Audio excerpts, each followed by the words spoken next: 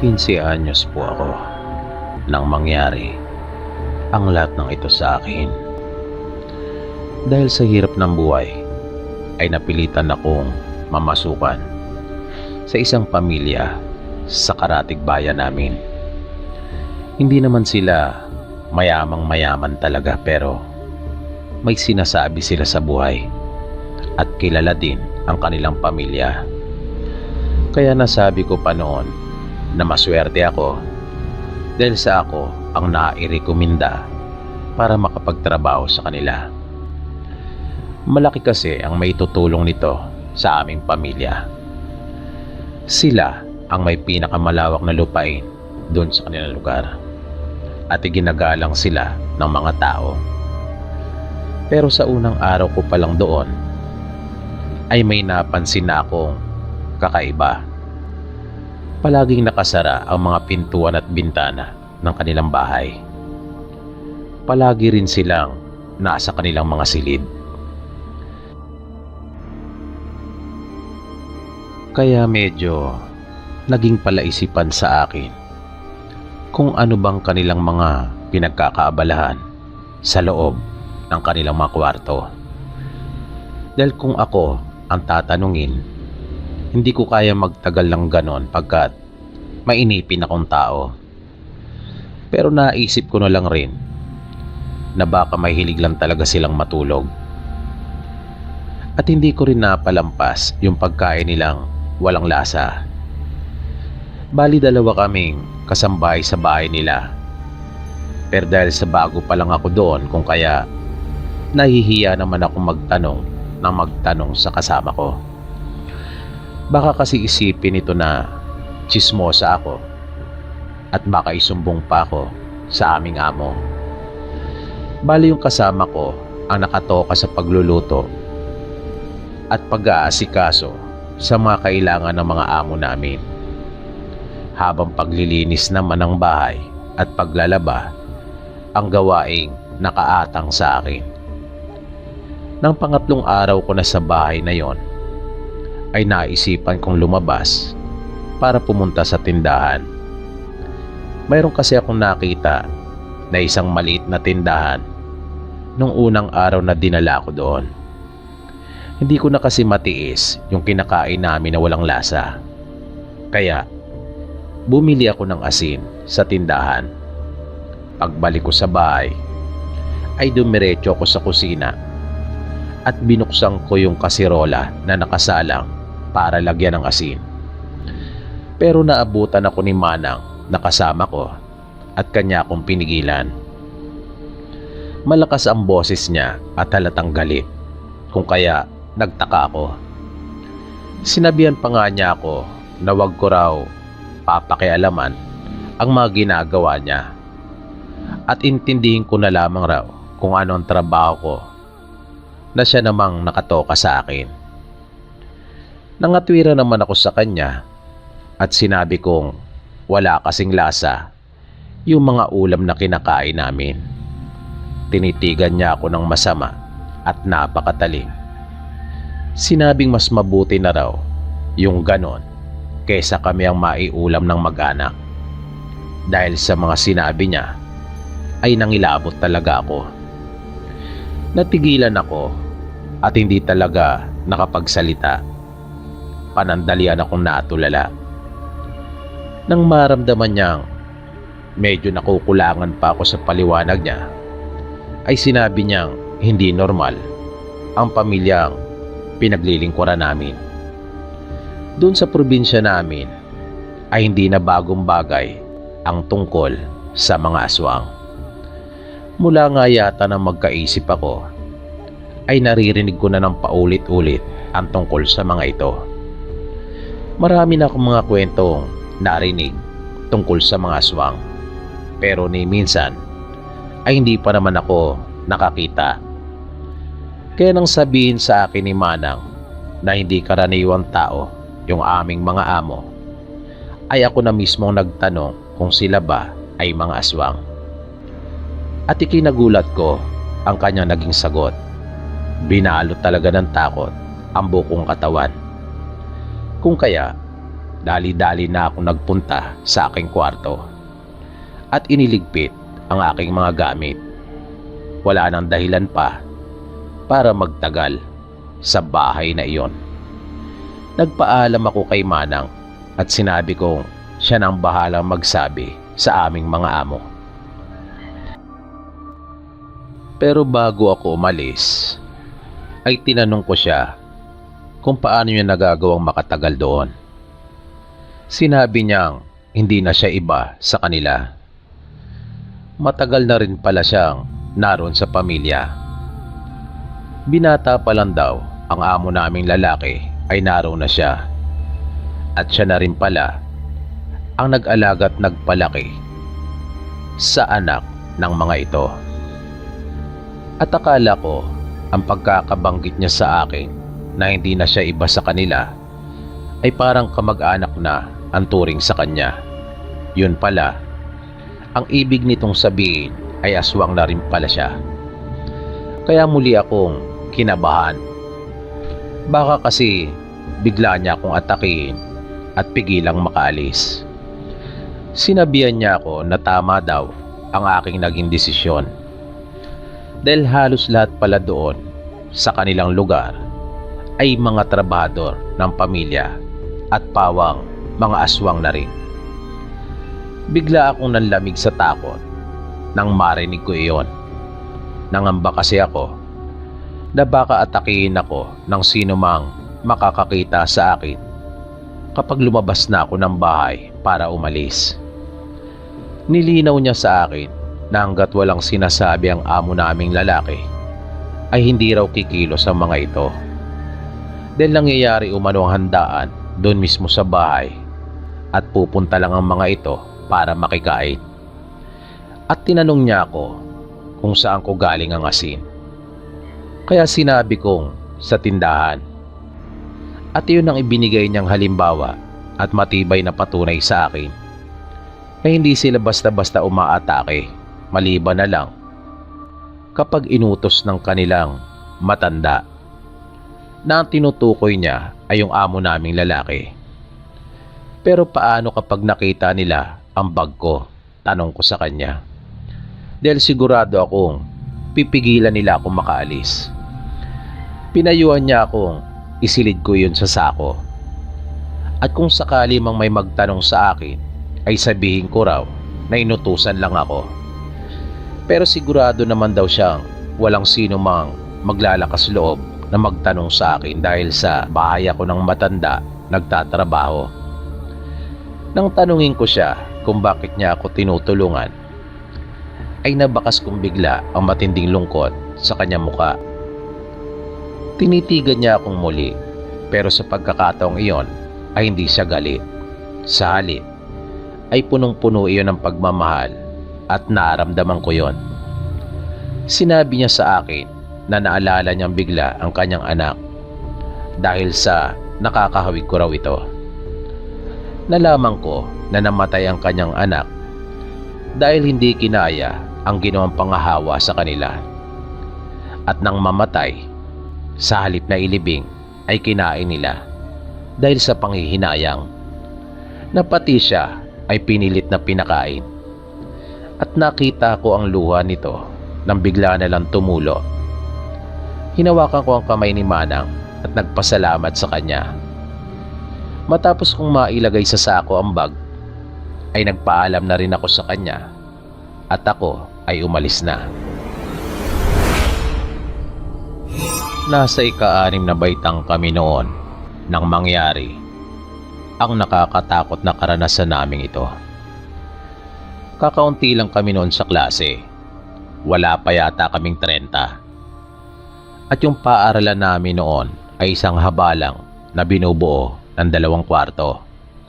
Ang isang kwarto ay para sa grade 1 hanggang sa grade 3. Tapos yung kabila naman ay para sa grade 4 hanggang grade 6. At may isang guro lang na nagtuturo sa bawat kwarto. Halo-halo na kami doon. May isa kaming kaklase noon na ilang araw nang hindi pumapasok. May mahigit 1 linggo na siguro. Kaya nag-alala na yung teacher namin kung ano na kaya ang nangyari dito. Inutusan niya kami ng mga kaklase ko na puntahan ito sa kanilang bahay para bisitahin nang upang sa ganon ay malaman namin kung ano ang dahilan kung bakit hindi na ito nakakapasok. Kaya pagkatapos namin ng klase nung araw na iyon ay 5 kaming magkakasamang pumunta sa bahay nung kaklase namin na yon. At dahil sa buong araw ang pasok namin noon, kung kaya hapon na nang pakawalan kami ng aming teacher. Yung mga bahay pa naman namin noon ay malalayo mula dun sa paaralan, kung kaya papadilim na nang dumating kami sa bahay ng kaklase namin. Pagdating namin sa kanila ay naabutan naming nakasarado ang kanilang bahay. Pero may narinig kaming boses sa loob, kung kaya sigurado kaming may tao. Noon pa lang namin makikita at makikilala ang mga magulang niya, kasi hindi naman talaga sila taga roon sa amin, na mga datihan ng naninirahan doon. Mga bagong lipat lang sila. Kaya tumawag kami mula sa labas at bumati sa mga nasa loob. Matagal din kami naghintay. Mga ilang minuto din bago nila kami pinagbuksan. Sinabi namin sa kanila ang aming pakay. Sinabi namin na napag-utusan kami ng aming guro na kamustahin ang kalagayan ng kanilang anak, dahil sa mahigit 1 linggo na nga itong hindi pumapasok. Sinabi nilang may maluba itong karamdaman. Nag-alok naman ng tulong yung isang kaklase namin at sinabing baka mayroong kaming maitutulong sa kanila.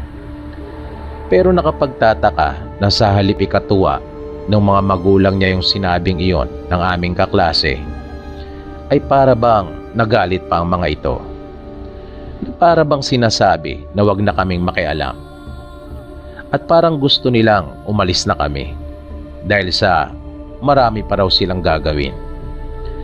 At kapansin-pansin yung kakaibang paraan ng pagtitig ng mga ito sa amin, na para bang may pagbabanta sa kanilang mga tono na pag hindi pa kami umalis ay may mangyayari sa aming masama.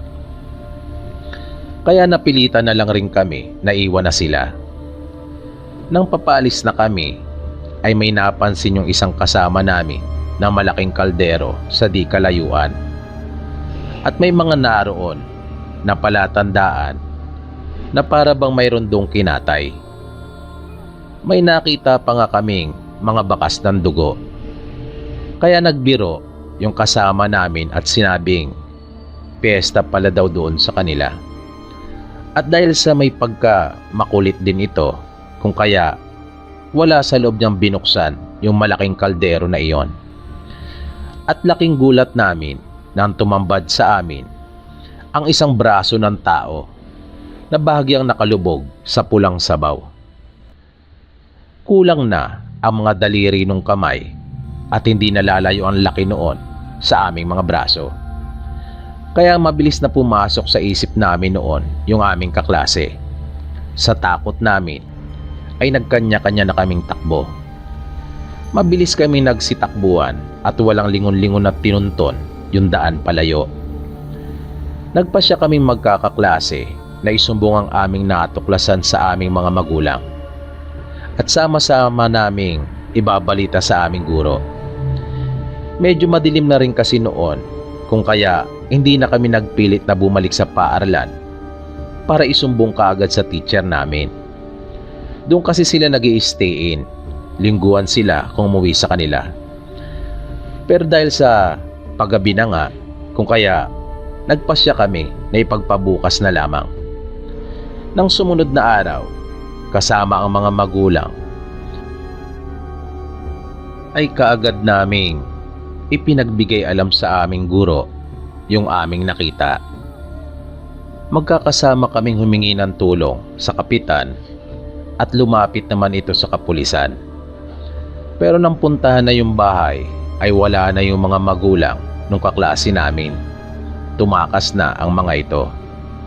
Wala na rin doon yung malaking kaldero at wala na ring nakita ang mga pulis na ebidensya na magsasabing may krimeng nangyari doon. Kaya tanging yung testimonya lang naming 5 magkakaklase at yung biglaan nilang pag-alis ang aming naging basihan. Kaya wala ring nangyari at binitawan na rin nila. Kalaunan ay unti-unti na lang ring nawala at hindi na napag-usapan pa ang tungkol sa pangyayaring iyon.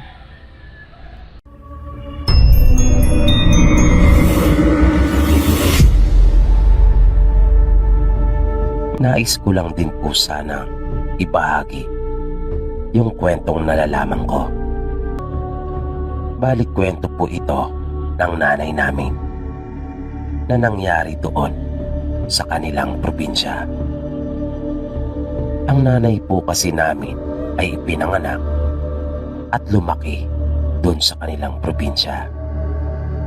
Na dekada 80 na nang magpasyang magpa-Maynila upang dito ay magtrabaho.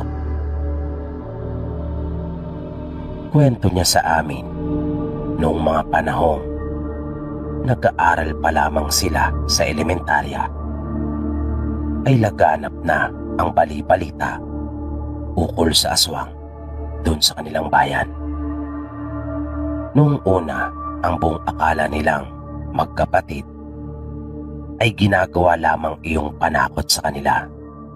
Nang sa ganon, ay hindi na magliwaliw pa kapag oras na ng uwian mula sa paaralan at umuwi na kagad. Napatunayan lang nilang totoo pala ang lahat ng iyon nang minsang magpunta sila kung saan-saan matapos lumabas ng paaralan. Niyaya kasi silang magkapatid ng kanyang kaklase at nainganyo naman silang sumama dahil sa paborito nila ang prutas na guyabano. Sabi kasi ng kaklase ng nanay ko, may nakita daw itong puno ng guyabano na hitik sa bunga nung siya ay gumawa ng pitak para sa mga ligaw na hayop nung papasok pa lamang ng paaralan. At kanya umanong tinandaan kung saan iyon banda. At sumama nga sila nanay sa kanyang kaklase at pinuntahan yung sinasabi nitong puno ng guyabano. Doon niya nalaman na yung sinasabi ng kanyang kaklase ay sakop ng lupa na pag-aari ni Aling Berta at nadaraanan nila ang bahay nito sa tuwing sila ay pumapasok na magkapatid. Nang naroon na nga sila, mag-iisang oras na nilang hinahanap yung sinasabi nitong puno ng guyabano. Mula nang sila ay dumating doon sa lugar, ay hindi pa rin nila iyon makita. Sabi ng nanay ko, kinabahan na raw siya nung mga oras na iyon dahil siguradong mapapagalitan na silang magkapatid nila lolo at lola dahil masyado ng atrasado yung uwi nila. Bukod doon ay papalubog na rin ang araw na ilang sandali na lang ay magsisimula ng kumalat ang dilim. Kaya kanya nang niyaya yung kaklase na umuwi na sila at balikan na lamang iyon sa kinabukasan. Ngunit nakiusap pa ito ng ilang sandali pagkat sigurado daw siyang naroon lang iyon sa malapit. Kaya wala na ring nagawa sila nanay kundi pagbigyan ang kanyang kamag-aral. Total ay naroon na rin naman sila. Ngunit hindi talaga nito makita ang punong hinahanap. Kaya sumuko na rin ito at sinimulan na nilang lumabas sa masukal na bahaging iyon. Ngunit bigla na lang silang nakarinig ng malakas na tunog ng animoy isang inahing manok na handa ng manalpok. Ngunit kahit saan nila ibaling yung kanilang paningin, ay hindi nila ito makita. Dahil doon, ay nagmamadali na silang sumuhot sa mga nakahambalang na mga halaman at sanga upang madaling makalabas mula roon. Dahil base sa kwento ng mga taga roon sa kanila, partikular na ng mga matatanda, ang ganong huni ay ginagamit na panlinlang ng aswang.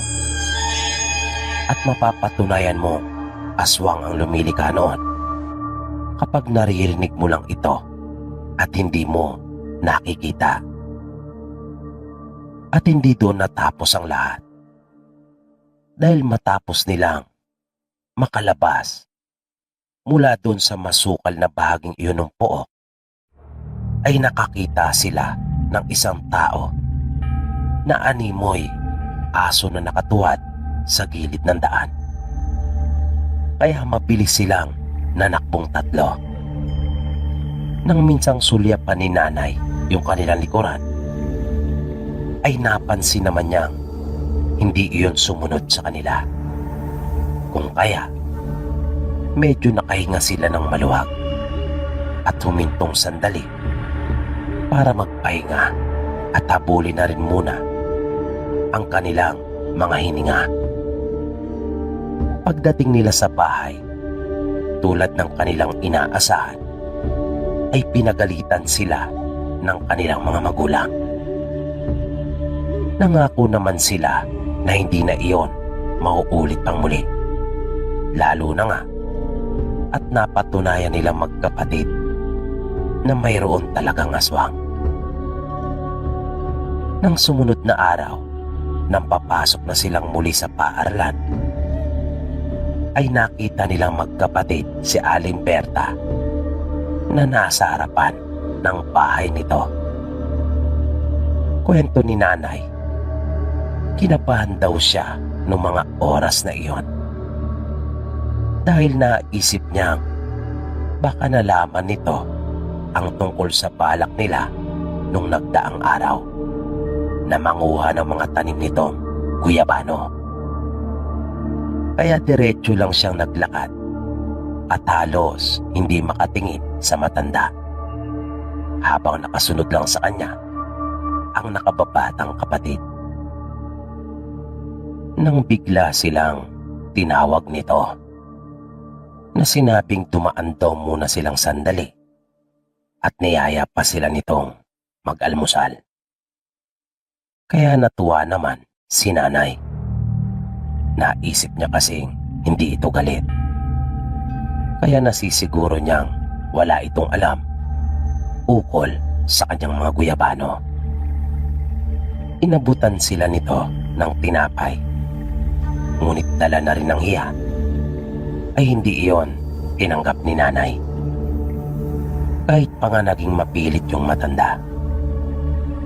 Ngunit yung kanyang kapatid ay napilitang tanggapin iyon. At doon na naganap ang malagim na pangyayari. Pagdating nila ng bahay hinahapunan mula sa paaralan, ay dumaing na ang kanyang kapatid ukol sa pananakit ng sikmura nito, na nung una ay inakala nilang isa lamang itong pangkaraniwang pananakit ng tiyan. Kung kaya, ang ibinigay nilang mga pangunang lunas dito ay hindi man lang nakatulong kahit na bagya. Manapa ay tila nagpalala pa iyon sa sitwasyon, na lalo pang lumala ang kalagayan ng kapatid ni nanay.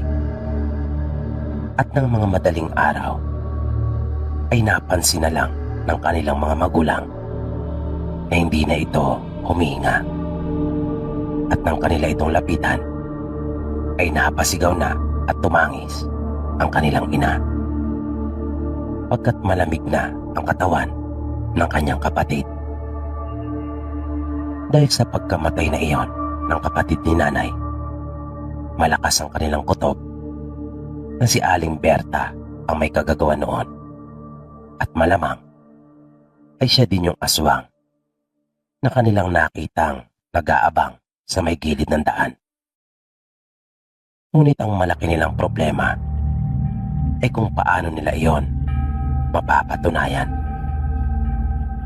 na nang kanila nang ililibing ang kanyang kapatid, lahat ng bumuhat sa ataol nito ay nagsasabi na napakabigat noon. At ayon sa mga matatandang naroon, indikasyon iyon na ito ay inaswang. Minsan ay inisip nilang lumipat na lang ng tirahan, pagkat madalas ay nagwawala ang kanilang ama na gusto nitong gumanti, lalo na kapag ito ay nalalasing. Di kasi nito mawaglit sa isipan yung sinapit ng kanyang anak. Ngunit isang madaling araw ay nagulat na lamang sila at nagising nang makarinig ng sunod-sunod na sigaw mula sa labas ng kanilang bahay, at tinatawag ng tinig ang pangalan ng kanyang ama. Sabi pa nito, kailangan daw niya iyong makita.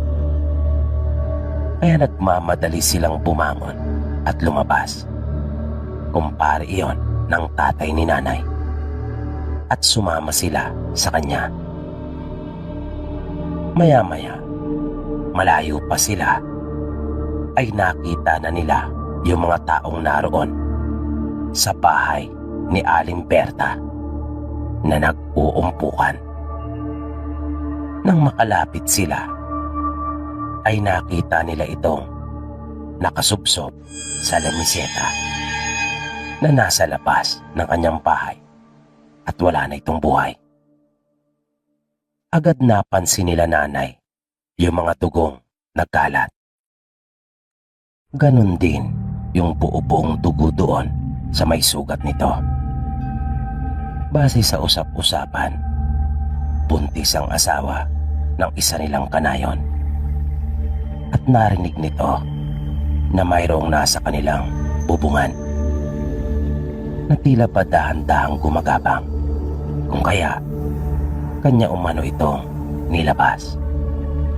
At nagulat nga siya nang maaninagan ang isang taong naroon sa itaas at nakatapa. Kaya agad niya itong pinaputukan ng hawak na baril.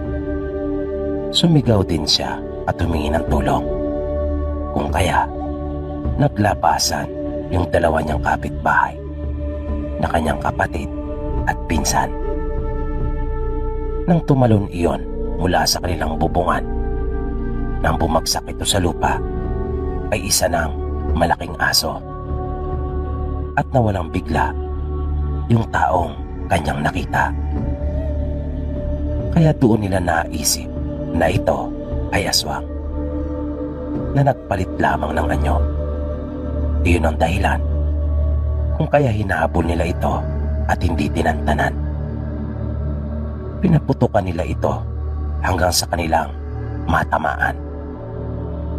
At napansin nila yung bakas ng mga dugo na kanila iyong sinundan hanggang sa dalhin nga sila sa bahay ni Aling Berta. At naabutan nila itong wala ng buhay na nakasubsob. Dahil sa nangyari, kahit paano ay napanatag na ang mag-anak nila nanay, pagkat nakamtan na rin nila ang hustisya para sa kanyang kapatid.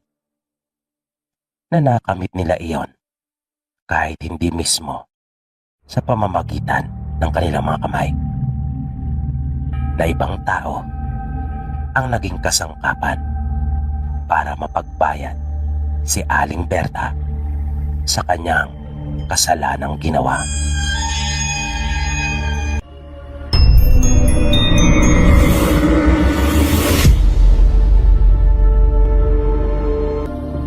Nangyari po itong karanasan ko noong ako'y mga 13 anyos pa lamang. Bali, dalawa na ang kapatid ko noon. Ako po kasi ang panganay. Ang sumunod sa akin ay 10 taong gulang, habang yung bunso naman namin ay 5 taon pa lang. At dahil sa ako ang panganay, kung kaya ako ang siyang naaasahan ng nanay ko sa mga gawaing bahay. Ang tatay kasi namin noon ay nagtatrabaho sa Batangas bilang isang karpintero. Kaya kami lang lagi ang nasa bahay. Minsan, ang mga alauna pasado ng tanghali ay may dumaan sa bahay namin na sa tingin ko ay mag-asawa. Nanawag sila at nagsabing makikiraan lang. Kaya lumabas naman ako ng bahay para sawayin yung 2 aso namin. Pagkakita nila sa akin ay narinig kong nagtanong yung babae kung nasaan daw ang mga magulang namin. Inisip ko namang pabalat lamang iyon. Karaniwang pagtatanong lang na wala namang ibang dahilan. Kaya sumagot naman ako at sinabi kong wala at kami lamang magkakapatid ang nasa bahay. Nakiusap sila na kung maaari pa raw silang makiinom dahil sa mukha naman silang mabait. Kaya wala naman akong nakitang masama na hindi pagbigyan ang pakiusap nila. At saka naawa din ako sa kanila dahil sa mukhang malayo na ang kanilang nilakad. Bago ako tumalikod sa kanila para kumuha ng tubig, ay nakita kong papasok na sila ng aming bakuran. Kasalukuyan namang naglalaro noon ang 2 kong kapatid sa loob ng bahay. Naglabas ako ng isang pitsil ng tubig at baso. Nang makainom ay panay ang pagpapasalamat nila sa akin at napatid daw ang kanilang uhaw. Pagkatapos noon ay lumabas na sila sa aming bakuran at nagpaalam na. Sinabi nilang sila ay tutuloy na. Kinagabihan nung araw ding iyon, pagkatapos naming kumain, habang tinutulungan ko si nanay sa pagliligpit sa kusina, ay narinig naming nagkahulang bigla ang aming mga alagang aso. Kaya agad kaming napasilip kung sino ang dumating. Pero wala namang kaming nakita. Ang naaninagan lang namin ay yung 2 naming aso na may kinakahulan sa di kalayuan. Nasabi naman ni nanay na baka may bayabak o di kay sawang nakita yung mga aso namin at iyon ang kanilang kinakahulan. Pero pagkatapos naming makapagligpit na sa kusina, ay may narinig kami ni nanay na kakaibang huni. Kinabahan ako dahil sa pamilyar ako sa huni na iyon. Nang mga sandaling iyon ay napansin namin hindi na kumakahol pa ang aming mga alagang aso. At tulog na rin noong mga pagkakataon na iyon ang 2 kong kapatid. Dahan-dahang lumapit si nanay doon sa may pinto at isinarang mabuti iyon. Pumasok na kami sa silid. Nagpasya na kaming tabihan ang aking mga kapatid. Kaya doon na rin si nanay natulog sa kwarto namin. Nanatili lang kaming tahimik hanggang sa biglang lumundo yung bubungan namin. Nahalatang may mabigat na tumuntong doon. Kaya halos sabay pa kaming napatingin doon ni nanay. At naramdaman naming dahan-dahang gumagalaw yung nasa itaas.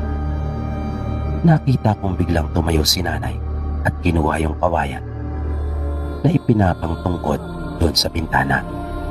Matulis ang dulo noon, ngunit hindi sapat ang kanyang haba para umabot hanggang sa aming bubong.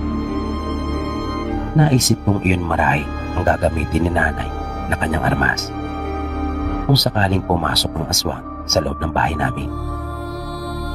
Pagkatapos noon ay ako naman ang tumayo at kinuha ko ang itak ni tatay. Pero hinayaan ko lang iyon na nakasuksok sa kanyang lalagyan. Pagbalik ko sa silid ay biglang nagsalita na si nanay sa malakas na tinig na sinasabi niyang kanyang nakikilala yung aswang. Sinabi pa niya na hindi kami natatakot dito. Pero patuloy naming nararamdaman iyon na nasa aming bubong. Makaraan ng ilang sandali, ay bigla ko na lamang naramdaman na sumakit ang aking sikmura. Na napakasakit talaga noon at halos pamilipit na ako. Kinuha ni nanay yung kanyang pampahid at pinahiran ako. Mabilis na uminit iyon pero nagpatuloy ang sakit. Kaya muling nagsalita si nanay at kanyang pinagmumura yung aswang na naroon pa rin sa aming bubong.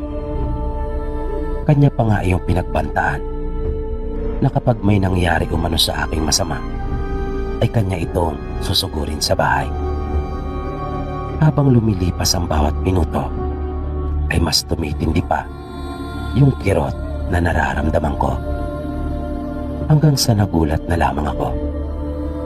Nang sa pagmulat ng mga mata ko, ay nakita ko yung mag-asawa na nakiinom sa akin ng tubig at naroon na sa tabi ko. Pagbaling ko ng tingin, ay nakita kong naroon din ang nanay ko at yung dalawa kong kapatid. Umaga na pala. Sa sobrang sakit pala na naramdaman ko nung nagdaang gabi, ay nawala na ako ng malay. Sinabi sa akin ni nanay na yung mag-asawa umano ang gumamot sa akin.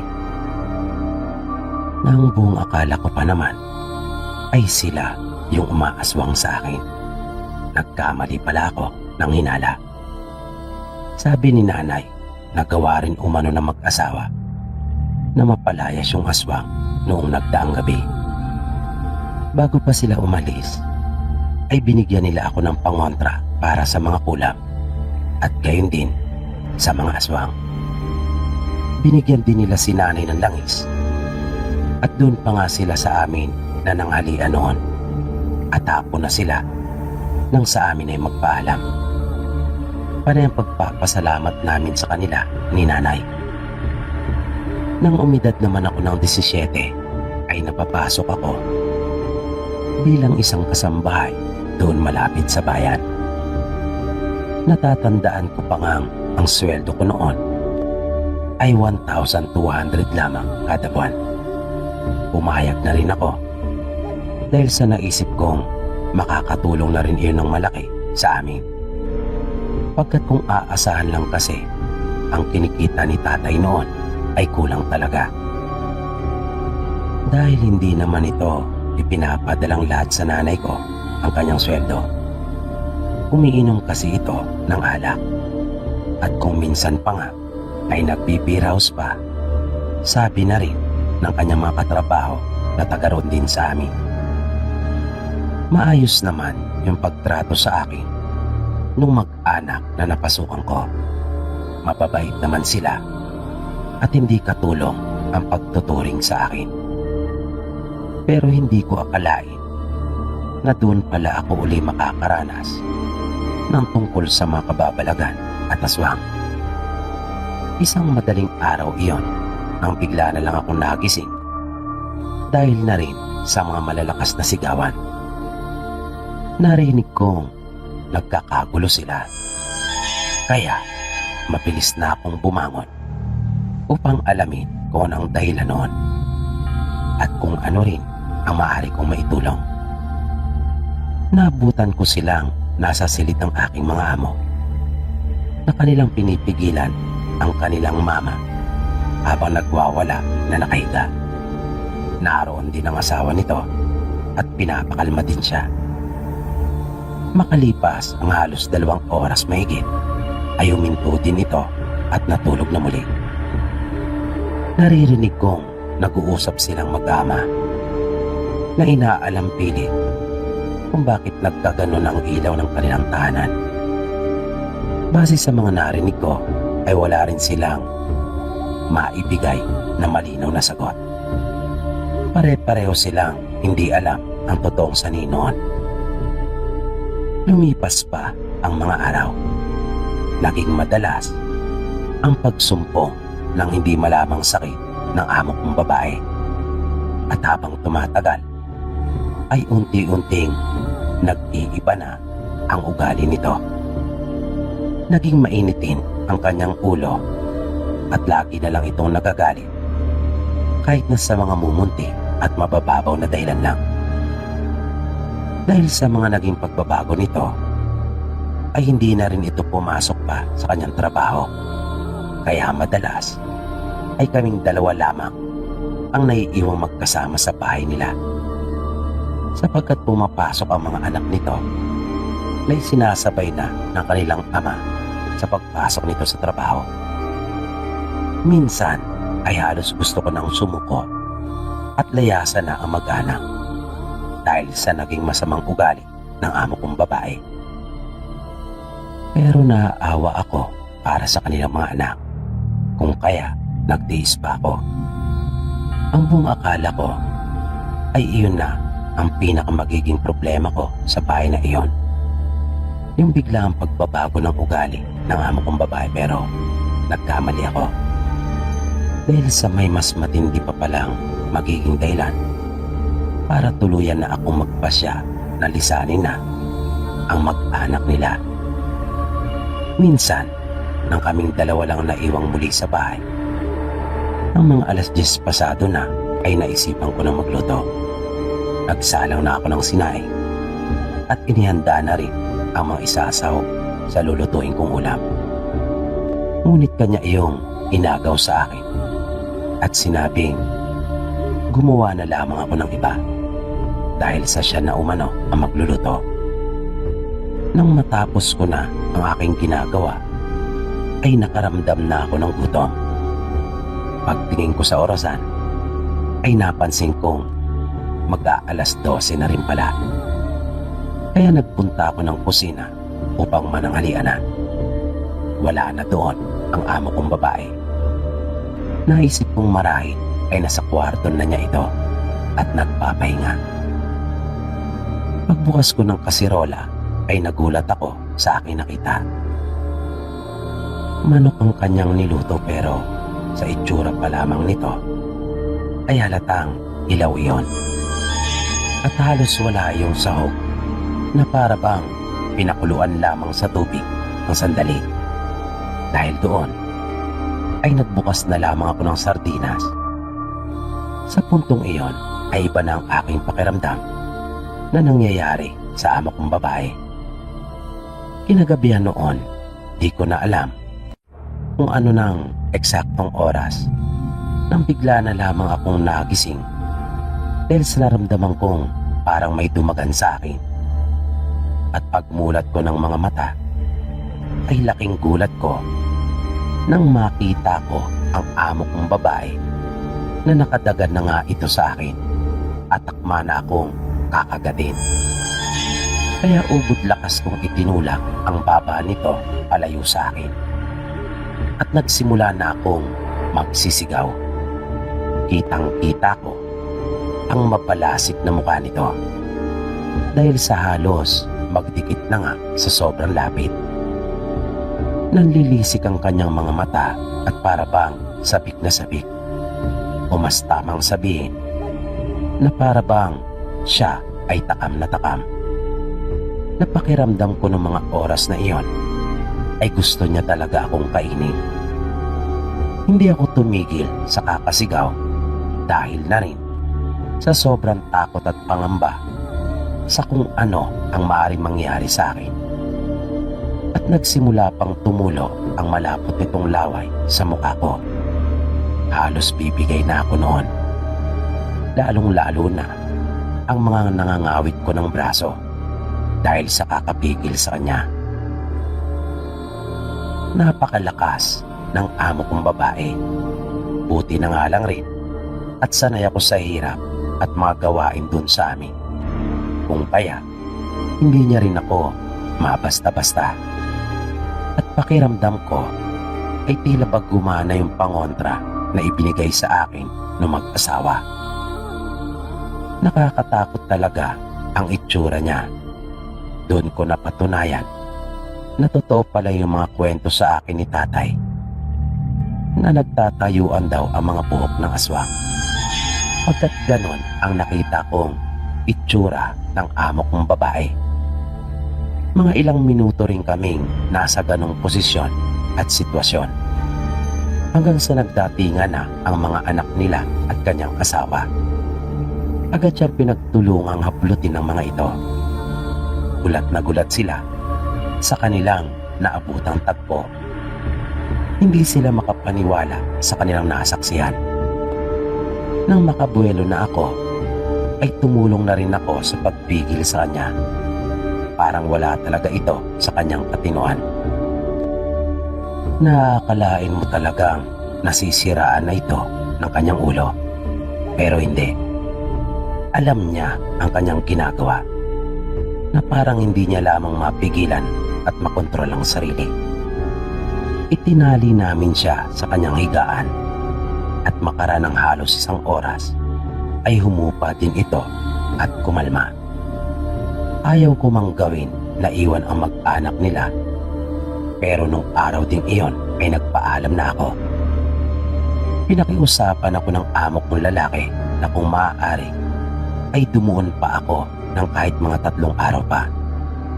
Pagkat kanya umanong ipapatingin sa manggagamot ang kanyang asawa. Dahil sa may nakapagsabi sa kanyang mga katrabaho na gano'n ang kanyang gawin. At nang 2nd araw simula na mangyari iyon, ay may dinala nga siyang manggagamot doon sa kanila. At nagulat pa ako. At nasabing napakaliit talaga ng mundo.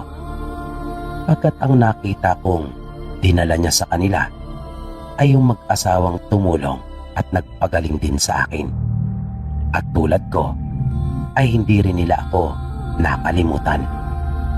Ilang araw din silang nanatili sa bahay ng mga amo ko. Pero nauna na akong umalis sa kanila. Wala na akong balita pa tungkol sa kanila simula noon. Pero malakas naman ang paniniwala kong mapapagaling nila ang amo kong babae. Naging maganda naman ang lahat para sa akin matapos ang paninilbihan ko sa mag-anak na iyon.